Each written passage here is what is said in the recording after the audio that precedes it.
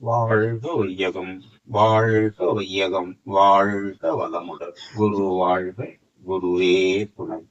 அன்பர்கள் அனைவருக்கும் இனிய காலை வணக்கங்களும் வாழ்க வளமுடன் என்று வாழ்த்துக்களையும் கூறிக்கொண்டு, மகரிஷியின் வாழ்க்கை மலர்களிலிருந்து நான் ஒரு நற்சிந்தனையில் செப்டம்பர் 2 அகத்தவம் என்ற தலைப்பிலே சிந்திக்க இருக்கின்றோம்.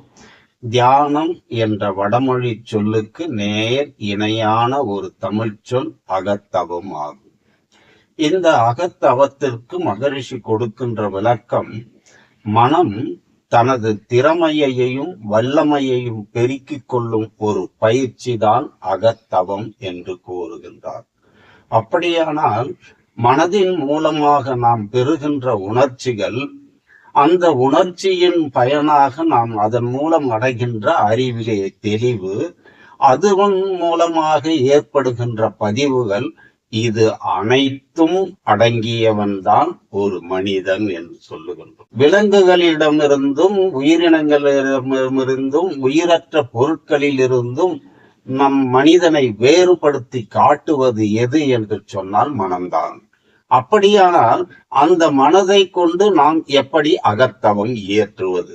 இதுதான் மகரிஷியினுடைய சூக்குமமாக நமக்கு சொல்லுகின்ற கருத்து. மனம் எனப்படுவது தன்னுள்ளே பதிந்துள்ள பதிவுகள், முன்வினை பதிவுகள், நாம் பெற்ற பதிவுகள், இவை அனைத்தையுமே விலக்கி கொள்ளுகின்ற பொழுதுதான் மனம் தூய்மை அடையும், வல்லமையும் பெறும். அதை பெறுவதற்கு நமக்கு என்ன வேண்டும் என்று சொல்லுகின்றார் என்றால் மகரிஷி, மனதை அதன் மூலமான உயிரிலே ஒடுக்கி, அப்படி ஒடுக்குகின்ற பொழுது அதன் மூலம் நமது மன அலை சுழலை குறைத்து நாம் தவ நிலைக்கு வருகின்றோம். அதுதான் ஆல்பா நிலை என்று சொல்லுகின்றார். அந்த நிலைக்கு வருகின்ற பொழுது மனம் தவம் ஆற்றக்கூடிய நிலைக்கு வருகின்றது. அப்படி வருகின்ற பொழுதிலே நம்மிடம் உள்ள குறைகளை நாம் முதலில் உணர்கின்றோம். அந்த குறைகளை தன்னிடம் இருந்து களைந்து கொண்டு நாம் எப்படி வாழ வேண்டும் என்கின்ற அறநெறி வாழ்க்கையை மனிதன் வாழ்வதற்கு முழு முதற் பொருளாக இருக்கக்கூடிய, அதாவது அணு முதல் அண்டங்கள் ஈராகவும் பஞ்சபூதங்களாகவும் உயிரினங்களாகவும் தோன்றி கடைநிலையில் மனிதனாக வந்திருக்கின்ற மனிதன் இதையெல்லாம் உணர்ந்து கொண்டு அதையிலிருந்து விடுபட வேண்டும் என்று சொன்னால், அதாவது அறவழி நடக்கின்ற பொழுது தன்னை அறியாமலே மனிதனுக்கு தன்முனைப்பு எனப்படுவது வந்துவிடும்.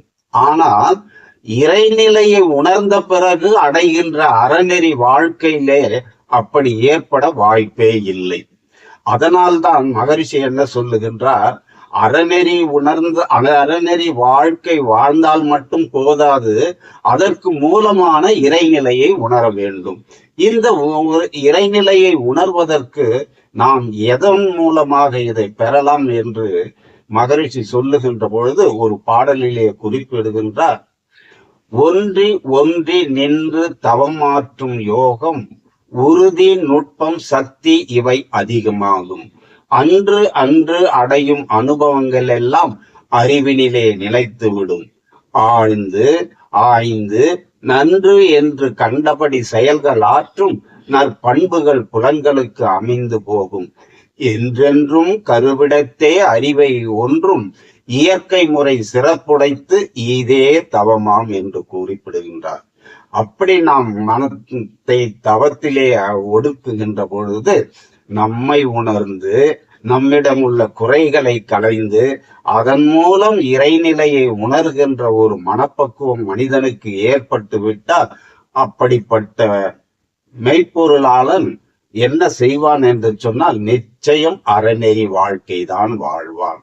இது யாருக்கெல்லாம் பொருந்தும் என்று சொல்லுகின்றார் என்றால், வாழ்க்கையிலே ஈடுபட்டிருக்கின்ற அத்தனை பேருக்குமே உலகத்திலே பொருந்தும். அதை கூட மகரிஷி என்ன சொல்லுகின்றார், பள்ளி பருவத்திலே கடைநிலையில் இருக்கின்ற 14 வயதுக்கு மேற்பட்ட பிள்ளைகளுக்கு இதை கொடுத்து விட்டோமானால் அவர்களிடம் ஒழுக்கம், கடமை, ஈகை என்று சொல்லக்கூடிய அத்தனையுமே பதிந்துவிடும்.